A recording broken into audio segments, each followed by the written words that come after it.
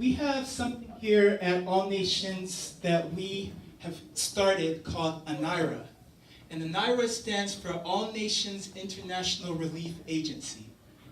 So we have a little PowerPoint here to explain what it is and to cast vision for it and to show you some of the things that have already been done so far through Anira. So next slide, please. So Anira is the All Nations Evangelical Church platform for providing relief to those in need in various communities around the world. Anira is in its early stages, but there's much to do, but much has already been done. So throughout the ministry, throughout the years of this ministry, the focus has always been helping those who are in need, the poor and the downtrodden in society. But that has been focused here in the U.S. and mostly here in North Carolina. And prior to this church being founded, my mom and dad were doing street ministry where they'd go to the projects, difficult, troubled areas of the community, and go and have outdoor services to minister to people. And we saw many people come to Christ through that, and many people through the years who have been part of the church came out from those communities through the outreach. But now we're going to a next phase where we're going to reach further and reach internationally. So that's what Anira is all about. Next slide. Next slide, please.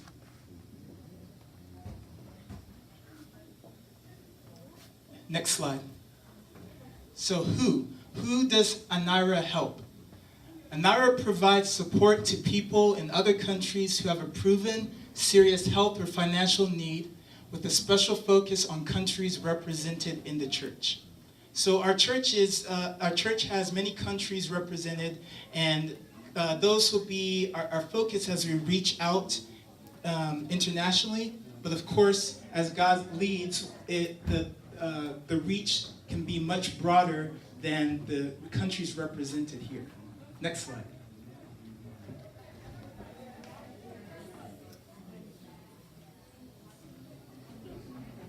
So when does Anira help? Anira steps in to provide support in situations where individuals have limited or no support available from anyone else. You're going to hear some stories through video of individuals who have been helped. And you'll see that their situations were such that nobody else was available to help them. And that's when Anira will step in to help in those situations. Next slide. Where does Anira help? Anira currently is operating in Ghana, but will expand to other countries as God leads, especially countries represented in the church. And Ghana is the regional headquarters on the African continent. So ultimately, if God wills, this will become something that's worldwide. So doing work in Russia, in China, in India, all over the world. We have to start somewhere, and this is where we have begun. Next slide. And why? Why does Anira help? Anira is our answer to Jesus' command for us to care for the poor and downtrodden. We're compelled to reach the world with the love of Christ. So it's a command of God for us to care for those in society that no one else wants to care for. We're told that we should invite people to dinner to have a meal who won't be able to repay you, or give to those who will never be able to give back. Our instinct is to help people who can help us back. But Jesus was not all about that. He was about helping those who can never help back, giving to those who can never give back. And that's what our focus is as well. Next slide.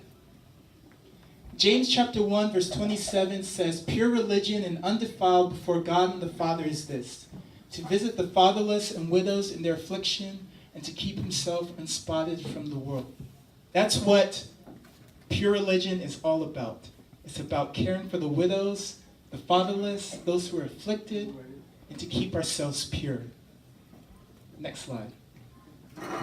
So now we're going to go into a couple slides. I'll show you what Anira has done so far. And a lot of this has happened during this year. Next slide. The first one is the well drilling that happened in the Volta region of Ghana. So the residents of Vedome were drinking unhealthy standing water. It was like a small lake. So you can imagine when water's standing like that, you can have all sorts of unhealthy things growing in there, microbes and bacteria and all that. So that area was identified as an area that needed fresh water, water that they could drink.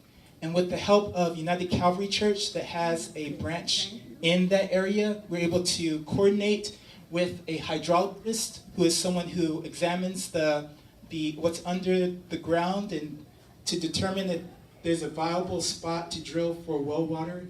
And we also coordinated with local leaders to determine where to drill. Funds were raised through generous donations here, and a drilling company was hired, and 2 wells were successfully drilled in that community in the Volta region of Ghana. So we have a little clip that you're going to see now to see the drilling and then the water gushing out. So you can play that video clip.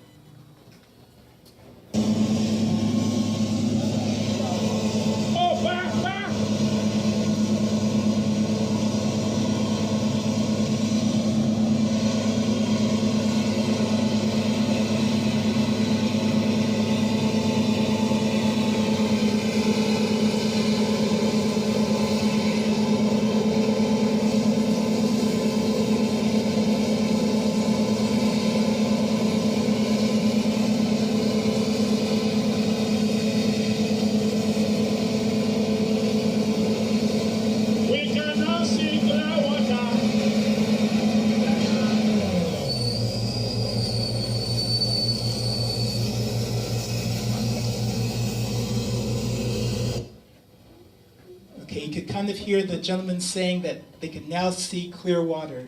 So the water table had been hit, and now they have a well. Amen. So praise God.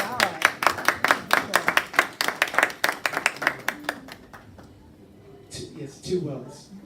The next one is about Sister Faustina.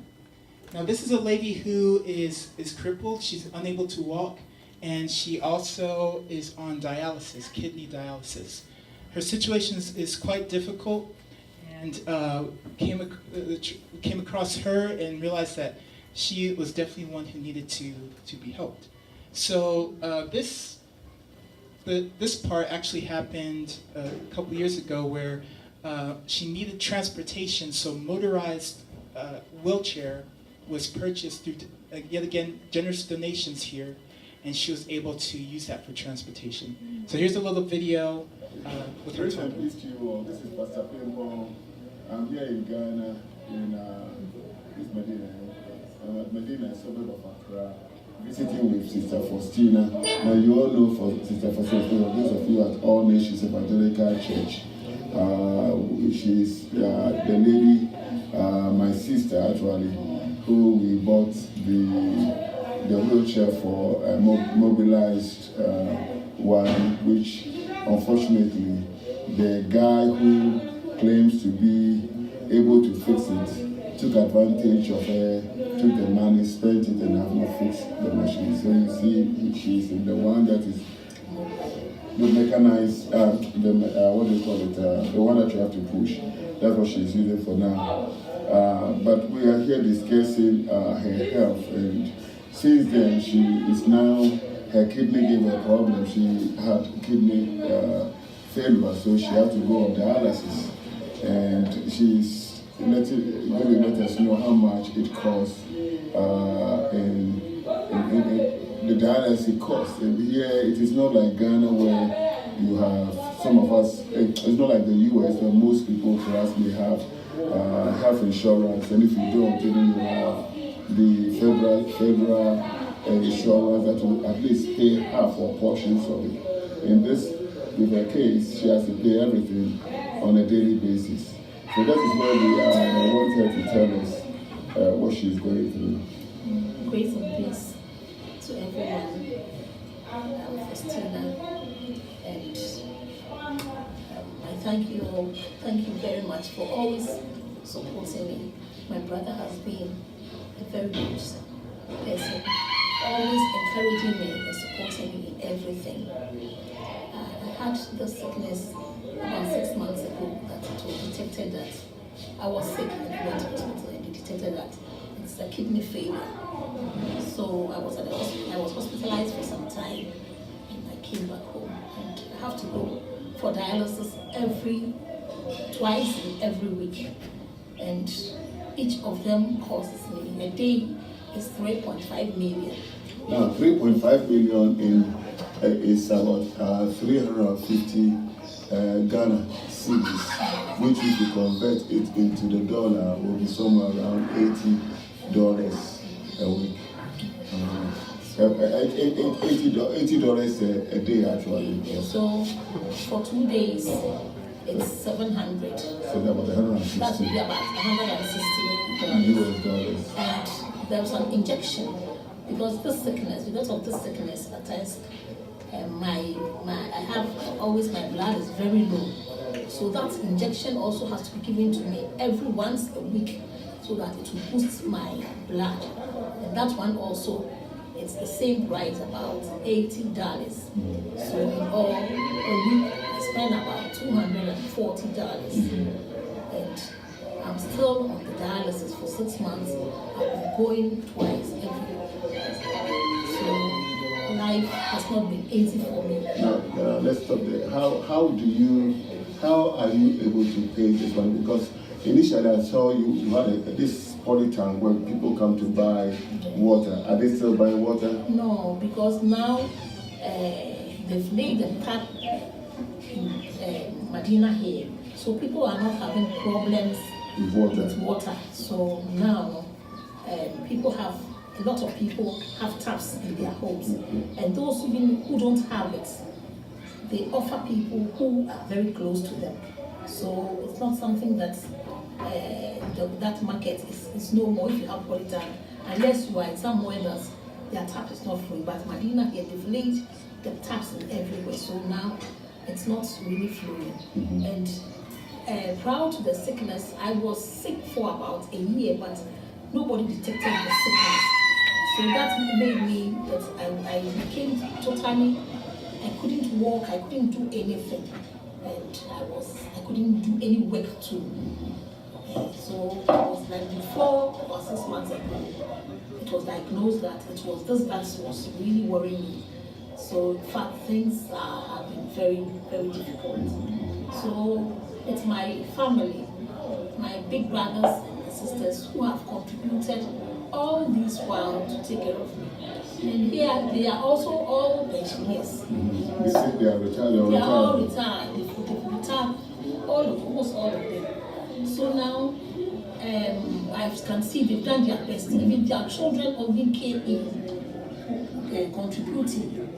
But now, our box is empty because it's something releasing. Apart from the dialysis money, every day when I'm going for hospital transport to the place, back every day, I have to take transport. And at times too, I have to go and report at the bigger hospital and store it.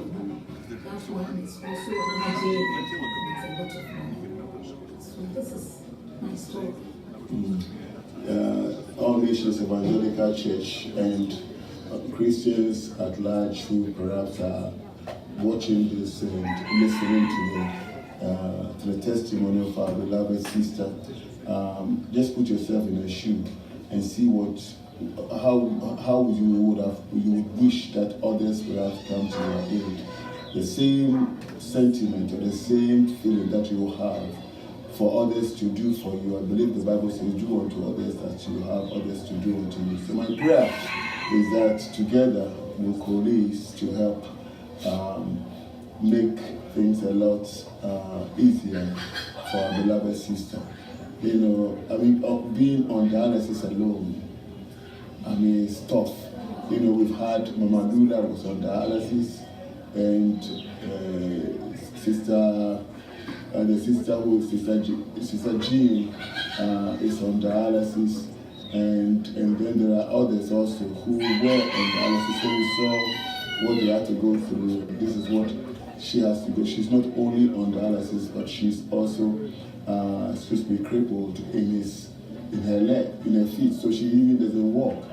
I pray that the Lord will touch your heart, and as this you hear this, there is something will move you to give me a call, 336-402-0079, 336-402-0079. Say, Pastor Pimpon, I want to support Sister Faustina, help her through this difficult times. I pray and I believe God is going to bless you. When we talk about sowing seed, this is what we're talking about. Make sure that you make somebody's life worth living by helping. Okay? May the Lord bless you as you contemplate. Not only contemplate, but you move beyond contemplation into doing. And God will richly bless you. Okay, so sister, so besides that, you have two sons who are all in school and also laboring hard, and I see the determination on their faces. They really want to get through school quickly so they can come and help their mom. One of them was the one I saw getting you out of the Uber car that brought you from the dialysis, and that really is great. You've done a great job raising them, and their love for Christ also. We go to okay, so listen, you've seen it, and we look forward to your calls. My email address spimpon@hotmail.com. Spimpon, Pimpon is P as in Paul, I-M, P as in Paul, O-N as in Nancy, G as in George, at hotmail.com. Email me, let me know, tell me you are going to stand with me in helping our beloved sister in this difficult time. God bless you. May the grace of God and the peace of the Lord Jesus Christ abound towards you as you help in this wise. God bless. Amen. Okay, so you see the story of Faustina, and very difficult situation, but in all these situations we have to not be discouraged by it, but be encouraged that God will give us the grace to help these individuals and make life so much better for them. So the next slide, is there's a gentleman that my dad ran into while in Ghana this past September, or I think it was in October, the next month. So we all, my mom, my dad, and I went to Ghana in September, and he stayed longer than we did. And they were driving and met this man. Okay, the note there is different, but let's watch this video and it explains the situation.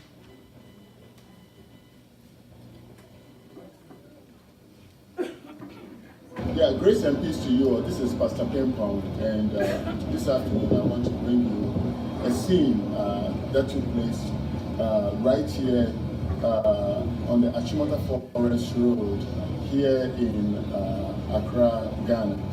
You know, my nephew has picked me up, and we're on our way to visit with one of the leaders of the church. When I saw this gentleman, he was really hunchback. You could see that from the distance, he was see how he was bent back.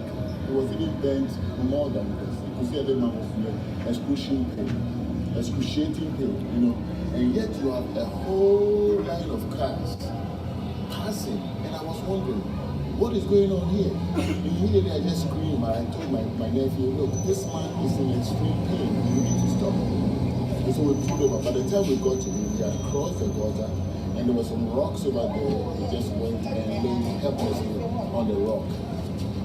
Helpless on the rock, in pain, breathing in pain. So we had to pull to the side of the road, where the traffic were honking. They were making sure that apparently we were blocking their way. And yet here's a human being who is in pain, who needed to be attended to. And yet everybody is for himself and God for us. So we stopped, and we had to help him into the car. And so when I asked him what had happened, he was holding this bill. He had just gone to the hospital, to the Kolegu Hospital in Mamprobi, Kolegu Hospital, and has been given a bill for medication, all totaling 450 Ghana cedis. Now that 450 Ghana cedis is somebody's salary. So I asked this man, he said they didn't have money to buy it. So a friend promised him that he was going to give him. But that friend, all that the friend could give him was this, it's a suppository. This had nothing to do with what he was going through. But that's how it is, like a try and error method. And this one was holding that in his hand helplessly. You know, I'm bringing you this story to show to you what the average person is going through here in Ghana, and not only in Ghana, but in the streets of the world. As I came here, I've been walking the streets, and the Lord has been ministering to my heart, showing me how people are so helplessly helpless. If I had passed by this man, if we had passed by him, who knows what would have happened to him? He would have laid there dead. Or perhaps it would be something else. I asked him, have you eaten? He said he hasn't eaten the whole day. What is your name? Let them know. His name is Patrick Blanson, you can tell. He doesn't have the energy even to speak. But this is what the Lord has led us children. I normally will not bring this to you, but I just want to let you know that, look, faith without work is dead. As we drive on the road, if you're a pastor, if you're a Christian, please be sensitive to the people walking down the streets. That is where Jesus Christ will be. All this clamoring for power, for positions, for titles, and also asking people sow seed. Would you ask somebody like this to sow seed? What does he have to sow?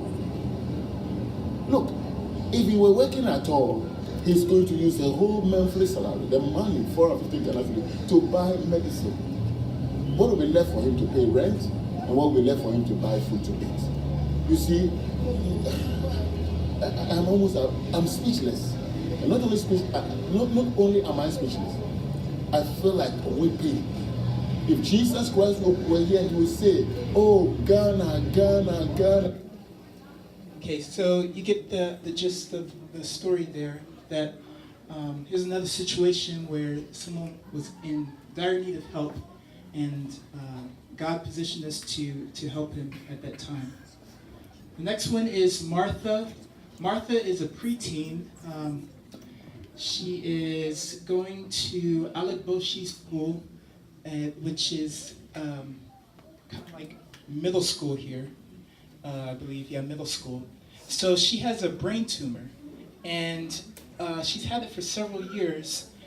And because of limited resources, limited financial resources, they haven't been able to operate on it in the way that it should have been all at once. So they've had to break it into segments, and you're going to hear about her story a little more in this video.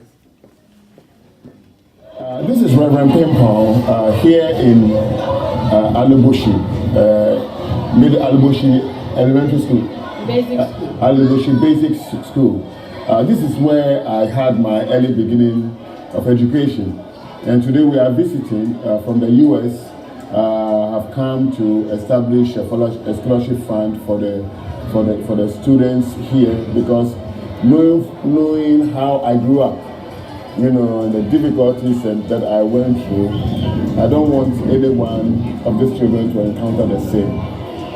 In saying so, also we discovered this young lady here. You can see on his head, she had tumor on her head. Actually, she had tumor. The tumor has been removed, but it has affected the eye. So now they have to replace the eye. It's going to require so much money to do that. And even to make sure that there's some plastic surgery and all those things, that is going to involve a lot of money.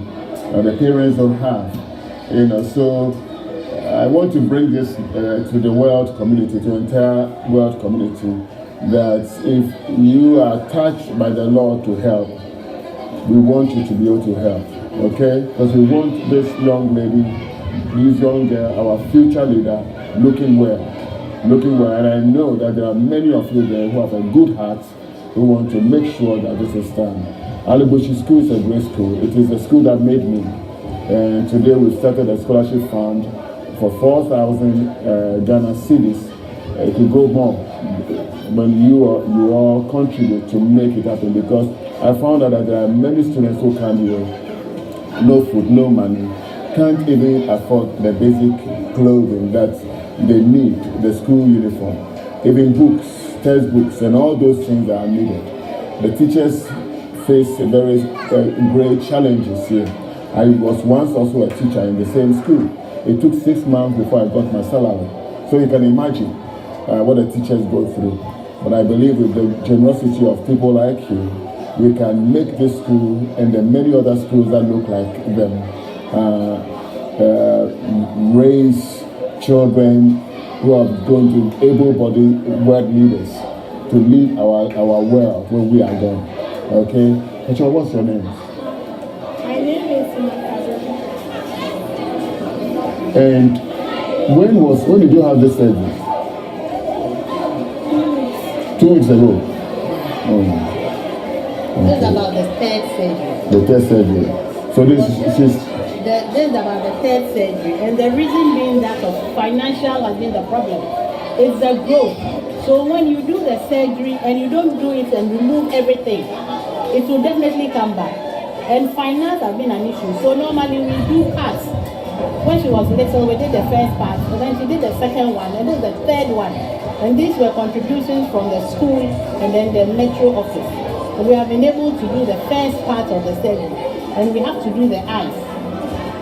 Then after that, I think that we can do some reconstructive surgery, and then plastic surgery, and then give a better face, and then the whole thing will come up. So how much are they talking about?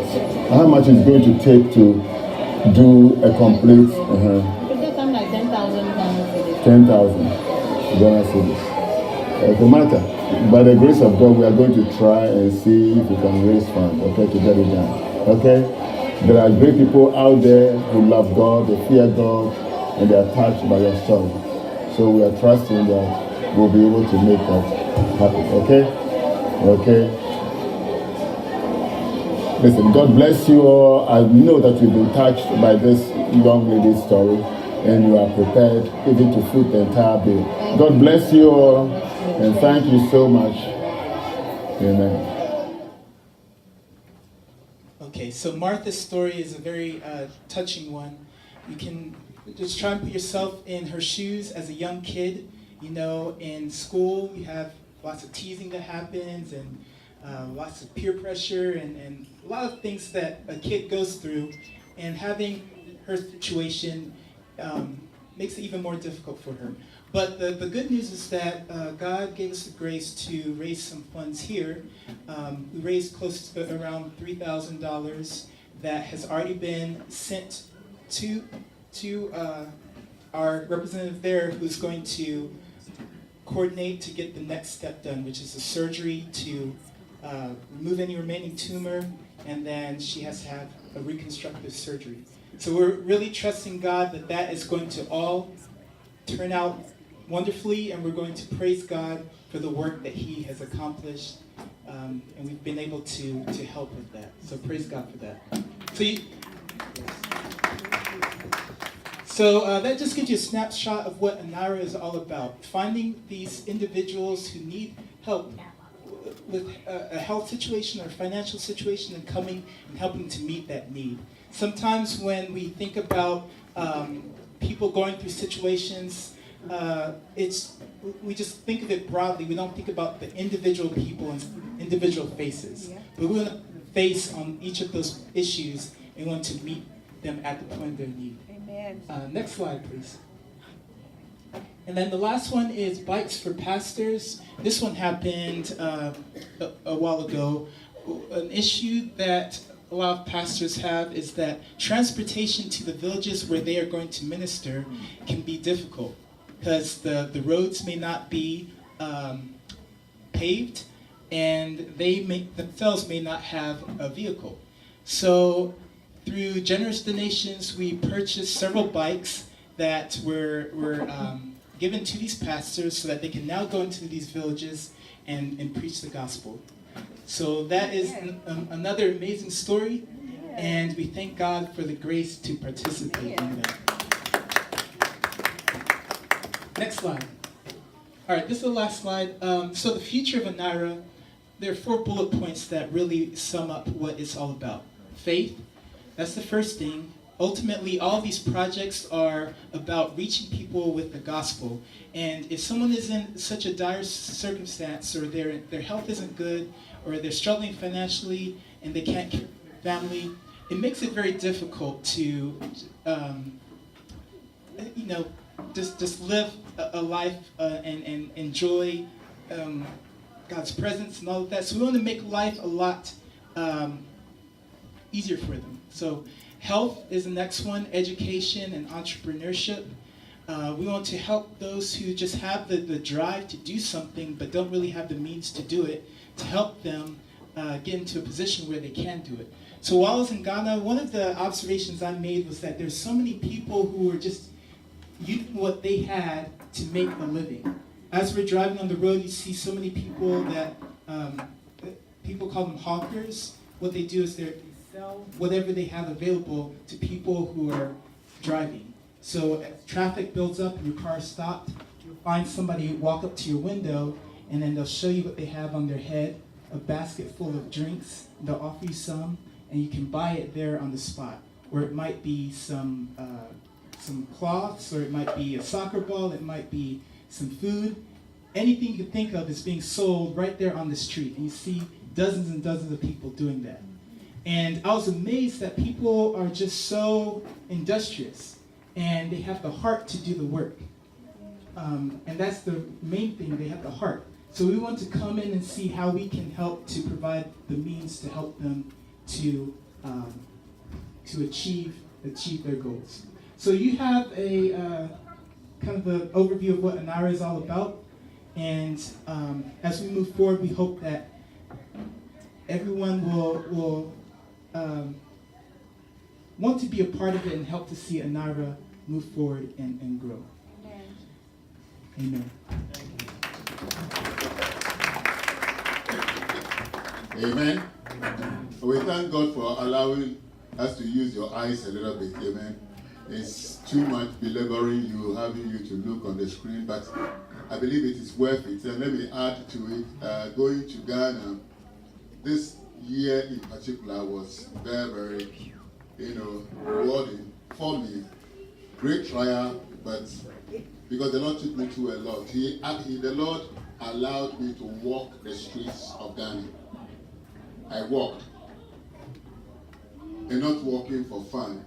I thought I was just walking for my exercise because I've been doing that. But then the Lord comes in and He'll be speaking to me so audibly. He says, "My son, I want you to see what the average person goes through on a daily basis on the streets of Ghana."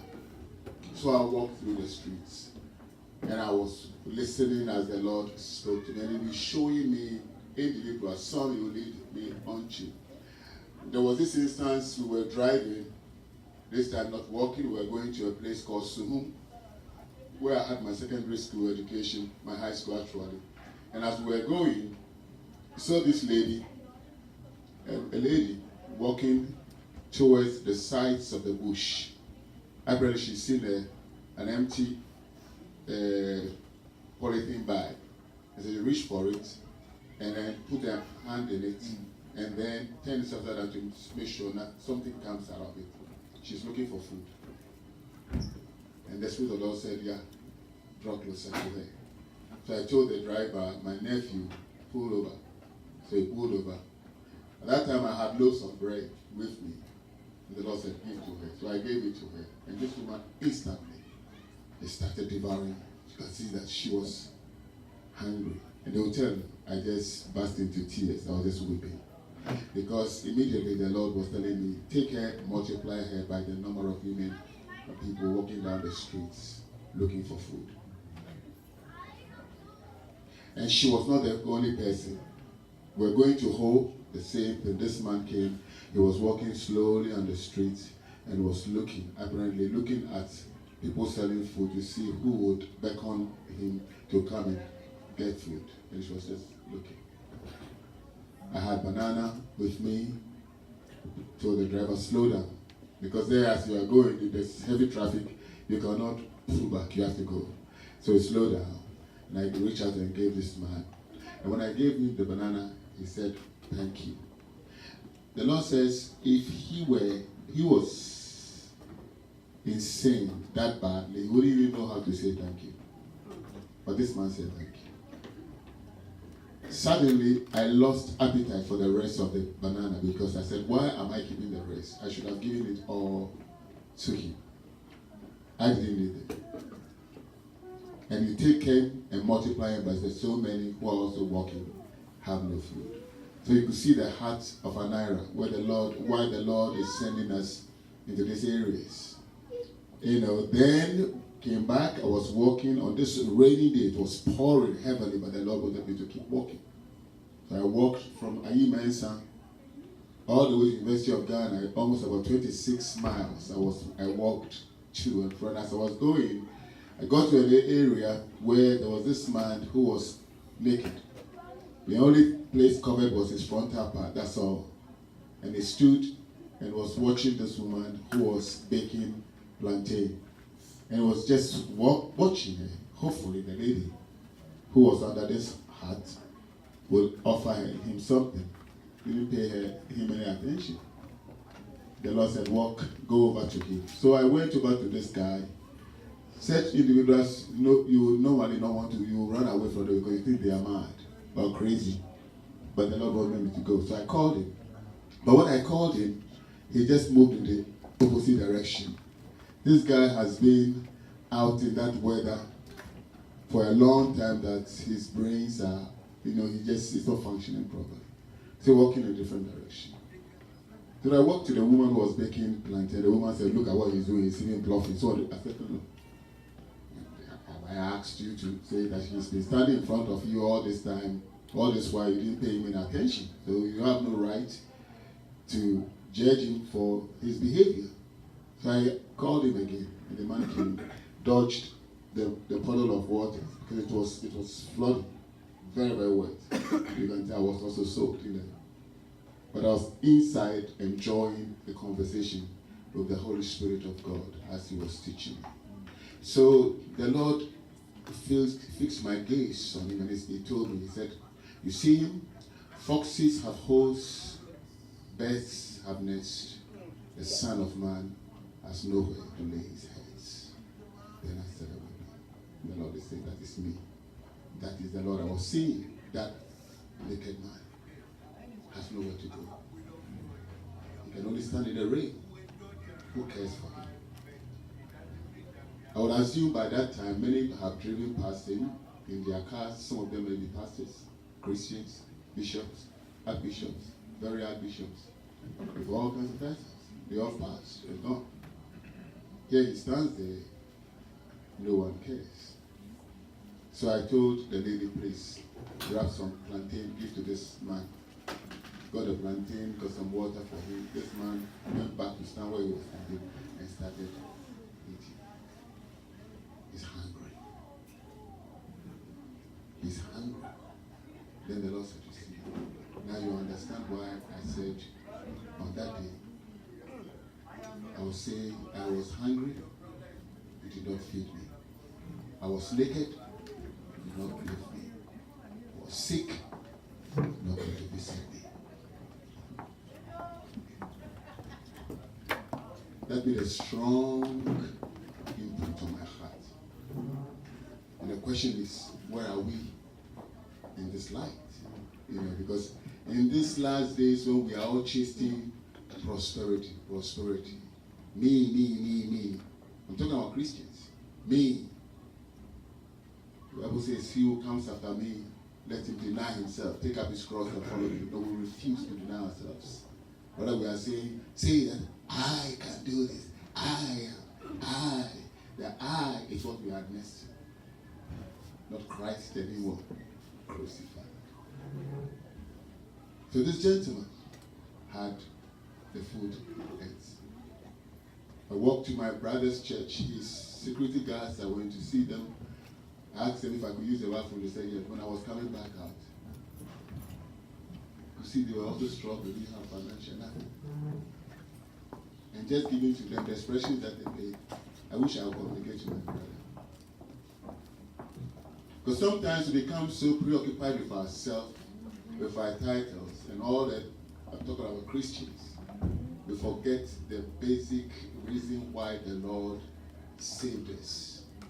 He saved us to make us channels of blessings to the less fortunate. That is practical Christianity. We are so preoccupied with who speaks tongues, who prophesies the most, and all, making a show of nothing.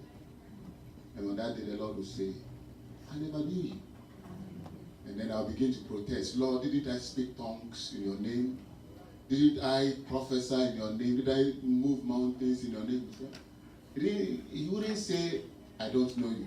So I don't know you, so a little soft. I never knew you.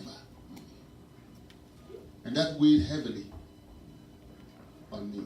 The Lord said, stop this. Anira, bring it to my people. You can choose to be part of it. There are people walking down the streets of the world, most of them Christians, have been praying, crying unto God, and it seems that there is no answer coming. But the reason being that there is no answer coming, because so many of us have become the prince of Persia and the prince of Grecia. Those were the two who stood in the way of the prayer of Daniel. When the angel was bringing the answer, the prince of Persia and the prince of Grecia stood in the way. The blessing that God is sending, we have kept it to ourselves. We have become stopgaps instead of channels of God's word blessing. But the Lord says, if we want to enter into heaven, I'm talking about heaven, not if you want to get the blessings of this world. Material things won't carry us anywhere. But if we want to get to heaven, we have to become like Jesus Christ. Concern ourselves less with that which is gifts. You know, today we are wearing our gifts like titles. Jesus Christ led captivity captive, and the Bible says he gave what? Gifts. But today we've turned the gifts into what? Titles. We're walking with our heads in the clouds. I am a bishop. I am this and this. Nobody brags about a gift. A gift is a simple word. Gift. And God, we ask God, what will you help me to use this gift for? And he says, I've made you a conduit. My gifts will flow through you to others in need. And when it gets to them, you know, the gifts of God, they move in circles. It comes through me to you, and it goes and comes and recycles and comes what? Back through. Goes through. For downtrodden. Why? So that praises will redound from the lips of men to the glory of God. It's not about how many tongues I speak. It doesn't impress God. You know, our tongues, our prophecy don't move God. They don't impress God. What moves and impress God is when we sow in the seed of those who don't have, so that they can also open their mouth and do what? Praise and give glory to God. Praises will redound from the lips of men, the glory of God. When we went to Parliament in Togo, I was in Parliament together, and this young lady walked to the pastor as a pastor. I have passed the exams to the university, but I can't go because I don't have the money. My parents don't have. That is where Anira comes in. How much is it going to cost for the whole semester? $200. Is that too much for you and I who buy pizza in a heartbeat for $200? Is that right? So when we came back, by the grace of God, we sent that money along. This January, God willing, she will go starting the university. Anira. So that is what we brought. That is the vision that the Lord is giving to us for the rest of the year, for the rest next year through, that we are going to sow. I'm talking about sow. Hello? in the lives of those who won't pay us back, but they will open their mouths and give glory to God. There's a young lady by the name of Anira who would pick off the street. She was asking herself, why me? And you could see tears in her eyes. Why me, Lord? Why me? Because this young girl will walk about 7 miles downtown and will be walking through cars to sell donuts. At the end of the day, the most she will raise will be about $5. She has 3 children. Her husband has abandoned her. And then could you say, Daddy, can we go back to that young girl? Carry me. I want to do a story on her. Then we come to find out all about her. How she's been knocked by a car. Knocked, tried to sell. Got ignited and came back again because that's their only livelihood. What is her vision? She wants to be able to also supply other people with what she's been now buying from others. How much is it going to cost? Not so much. But when we sow in somebody like that, that is what the Lord blesses us for. That is what opens the doors of heaven for us.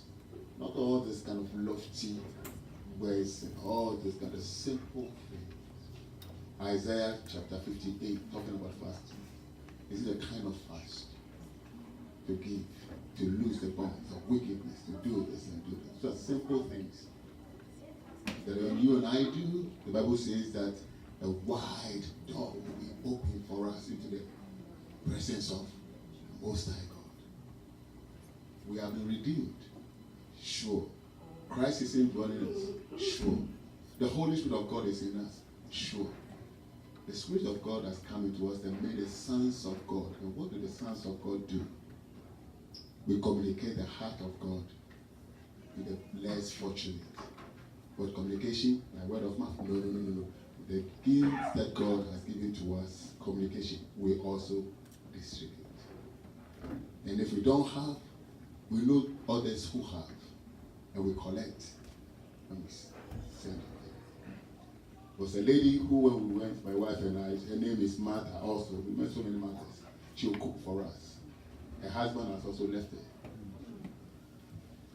And she worked so hard for us. When we were leaving, I didn't give her anything. So when I got back, I said, no, I need to bless Martha. So I sent 200 CDs. Now, 200 CDs is about $40.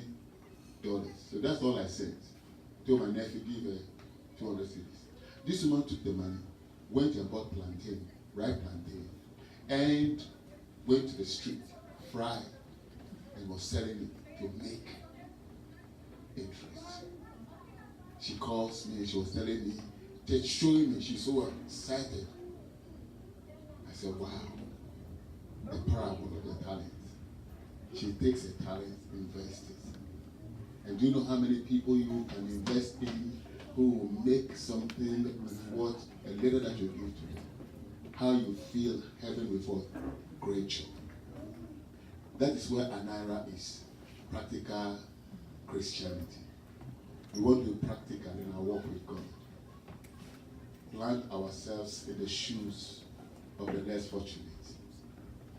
And want to treat others the way we would have loved to be treated if we found ourselves on the opposite side. So that's Anira for us. And we thank God that you are all here to hear the heartbeat of the Lord that He has placed in our heart for the new year. And we pray that as